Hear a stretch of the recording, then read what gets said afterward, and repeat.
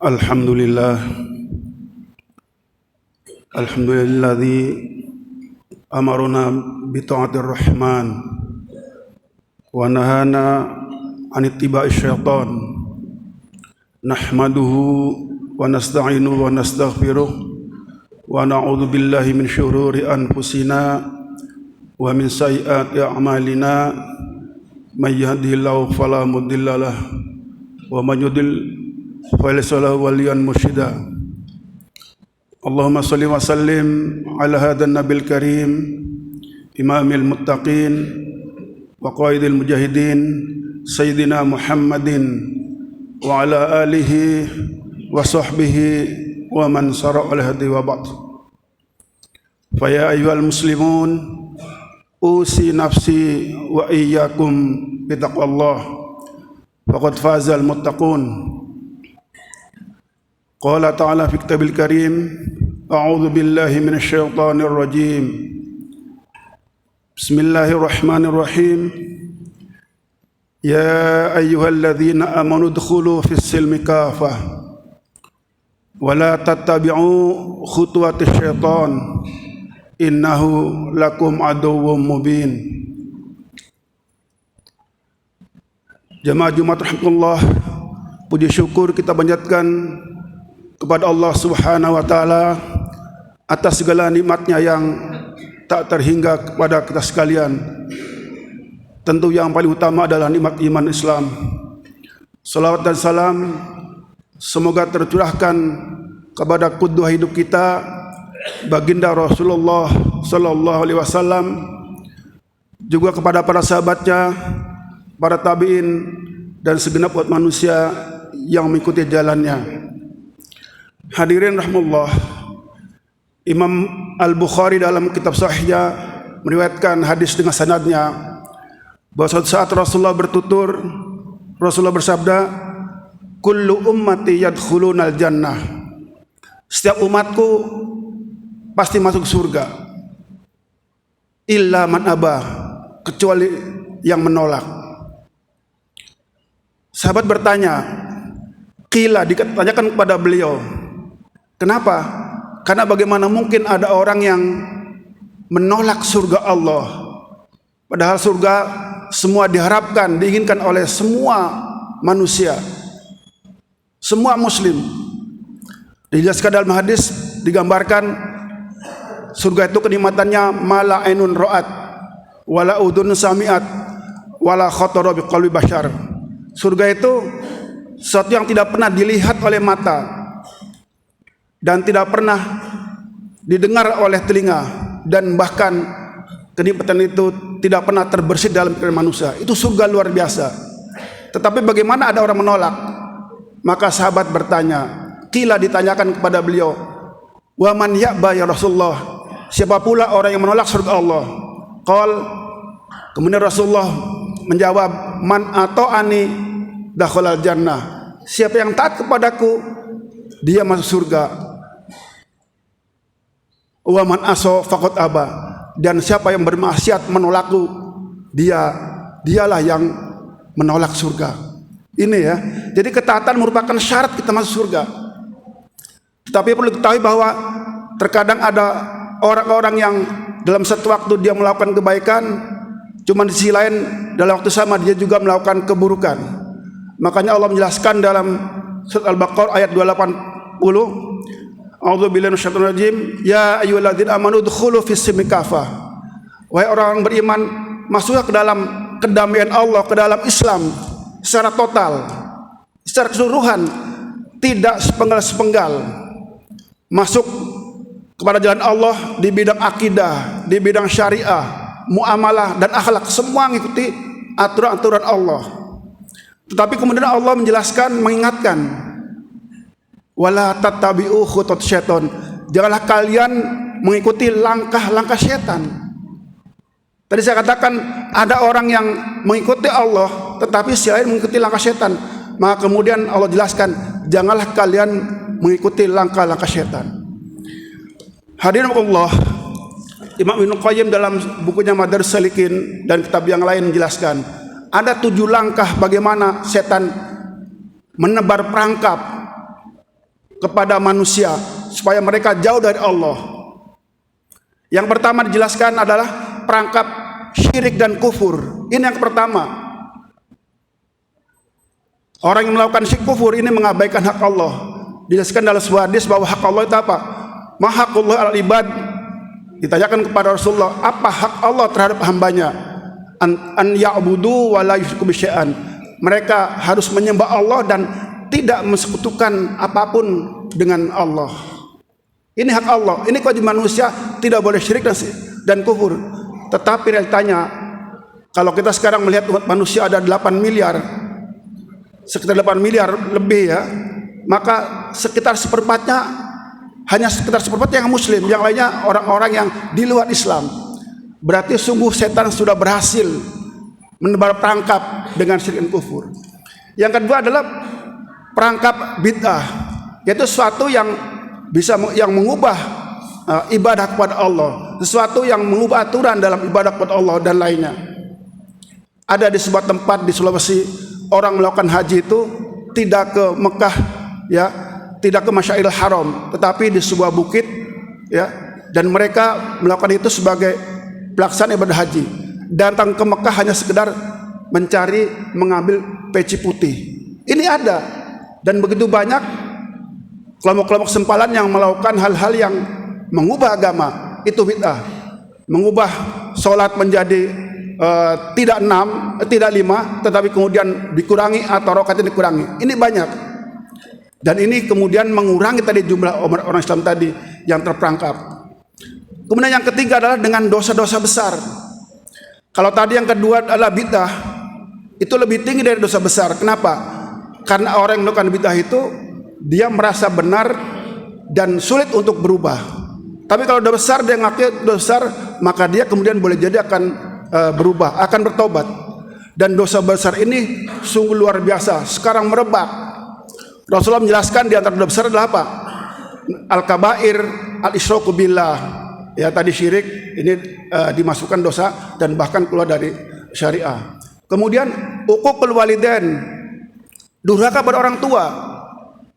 Yang ketiga kata Rasulullah, al-yamin al-ghamus, sumpah palsu. Karena merubah menzalimi orang, yang hak jadi benar, yang hak jadi batil, yang batil jadi benar bagi seseorang. Maka ini sebuah kezaliman. Sekarang kita melihat ada orang-orang yang dengan entengnya memamerkan bahwa dia melakukan perzinahan, perselingkuhan di media dan sebagainya. Padahal ini salah satu juga merupakan yang terbesar di antara dosa-dosa itu. Bahkan dalam hadis dikatakan, kata Rasulullah, salasun, ada 3 orang yang Allah tidak akan berbicara kepadanya. Siapa itu? Yang pertama itu adalah syekhun zani, orang sudah tua tapi masih berzina. Yang kedua siapa? Malikun kazab, raja atau pemimpin yang berbohong, yang suka berbohong. Yang ketiga, ailun mustakbir, orang miskin tapi sombong. Ini hal-hal yang dianggap sebagai dosa dan bahkan dikatakan sebagai bagian dari tanda-tanda kiamat. Bahkan dalam sebuah penelitian, sebuah survei, bahwa sekarang anak-anak SMP, SMU sekian persen, sekitar 30% melakukan hubungan suami istri. Naudzubillah. Ini sesuatu yang jauh daripada yang kita inginkan. Bahkan sekarang LGBT sudah masuk mana-mana, dibiayai dengan dana besar oleh PBB dan sebagainya. Kemarin ada utusan PBB utusan LGBT yang masuk, tapi alhamdulillah masih banyak orang Islam yang baik yang menolak kedatangan utusan LGBT tersebut. Ini dan LGBT ini suatu yang jelas, bahkan dikatakan lebih bahaya dibanding perzinahan. Tetapi ada orang-orang yang mengatakan bahwa itulah kasih manusia, bahkan katanya dibolehkan dalam Islam. Naudzubillah. Dalam suatu kesempatan mereka mengatakan dalam surat Ar-Rum ayat 21, Allah menjelaskan, wa min ayatihi an khalaqalakum min anfusikum azwaja. Di antara tanda-tanda kuasa Allah yaitu Allah ciptakan diri kalian min anfusikum, dari diri kalian, azwaja, berpasang-pasangan. Mereka bilang apa? Ini mereka mendistorsi tafsir Al-Quran. Kum di sini maksudnya laki-laki, kalian laki-laki, azwaja berpasang-pasangan. Berarti di sini boleh. LGBT dibolehkan. Naudzubillah. Tidak ada seorang pun ulama dari kalangan salaf dan khalaf sampai sekarang yang mengatakan itu dibolehkan, bahkan dosa besar lebih daripada perzinahan. Itu yang ketiga. Kalau kemudian setan tidak mampu menggoda manusia dengan memperak manusia dengan dosa besar, maka kemudian selanjutnya memberikan perangkap dengan apa? Dosa-dosa kecil. Dan terkadang orang merasa dosa kecil tidak mengapa.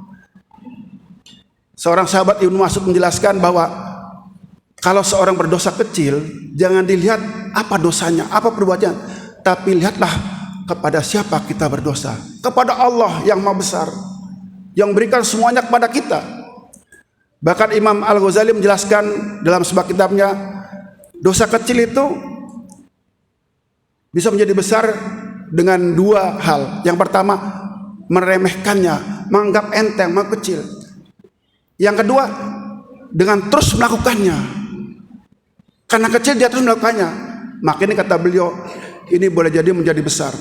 Makanya tatkala Allah menjelaskan tentang karakter orang bertakwa, di antaranya adalah apa? Walladzina idza fa'alu fahsyatan aw dzalamu anfusahum. Di antara karakter orang bertakwa apa? Dan orang-orang yang ketika melakukan kezaliman, maksud berbuat dosa, dan orang-orang yang melakukan fahisya, perbuatan fahisya, keji, atau zalam, atau melakukan kezaliman itu dosa, zakarullah, mereka cepat ingat sama Allah. Kemudian meminta istighfar, minta ampun kepada Allah. Kemudian diteruskan, walam yusiru ala ma fa'alu wa hum ya'lamun. Dan mereka tidak terus-menerus melakukannya. Jadi sekalipun kecil diampuni oleh Allah, dan orang bertakwa tidak mungkin terhindar dari sifat dosa tersebut, tetapi dengan syarat tidak terus menerus. Kenapa? Karena kalau terus menerus itu menjadi dosa besar. Kemudian perangkat berikutnya, tatkala tidak mampu dengan ini, dengan banyak melakukan yang mubah-mubah. Ya, jadi kalau tidak bisa seorang manusia dijebak dengan dosa kecil, dijebak kemudian dengan apa? Hal-hal yang mubah. Toh logikanya apa? Kan dibolehkan, kan tidak berdosa, kan tidak haram, maka terus menerus. Ini setan. Jadi kalaupun orang tidak terjebak dalam kemaksiatan, bagaimana supaya hidupnya tidak berkualitas? Karena seorang muslim itu kan yang banyak manfaatnya kepada saudaranya. Tapi bagaimana tidak memberikan kebaikan itu dan kemudian hidupnya tidak berkualitas? Kalaupun tidak bisa dengan perangkap ini, maka dijebak dengan perangkap berikutnya, yaitu apa? Melakukan hal-hal yang kurang afdol, kurang utama.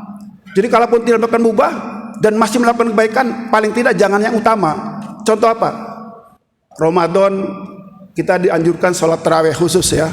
Dia tidak melakukan, dia baca buku, ya dia zikir, tidak melakukan sholat tarawih. Dianjurkan agar cepat berbuka, dia melambatkan. Tetap itu kebaikan, tapi bukan yang utama. Dianjurkan melambatkan sahur, dia mempercepat. Tetap itu sunnah, tapi bukan yang utama. Jadi ini minimal tidak melakukan yang utama. Kalau tidak bisa juga dengan perangkap yang ini, maka ditebar perangkap yang terakhir, itu apa? Dengan apa? Menebar ancaman kepada orang-orang Islam, orang-orang soleh, para ulama, dengan berbagai tuduhan dan fitnah.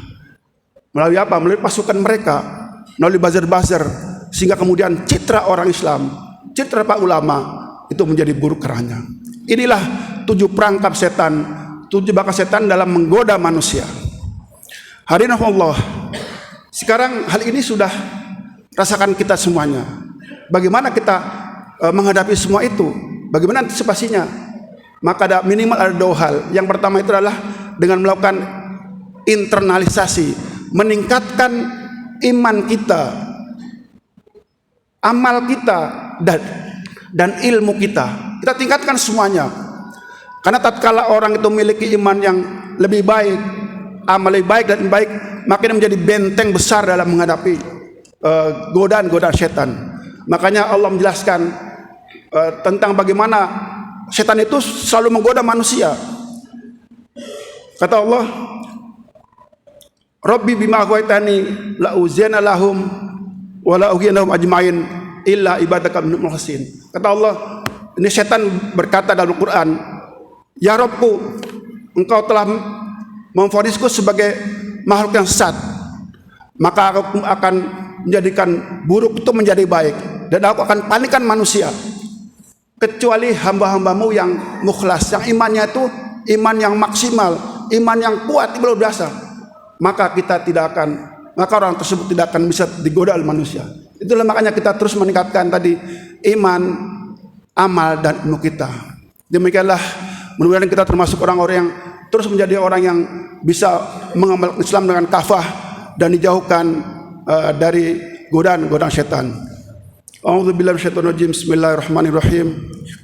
Wal 'ashr innal insana lafi khusrin illa alladziina amanu wa 'amilus shalihat wa tawassaw bil haqq wa tawassaw bis sabr. Barakallahu li wa lakum fil Qur'an wa nafa'ani wa iyyakum bima fihi min dzikri hakim wa astaghfirullah li wa lakum innahu huwal ghafurur rahim.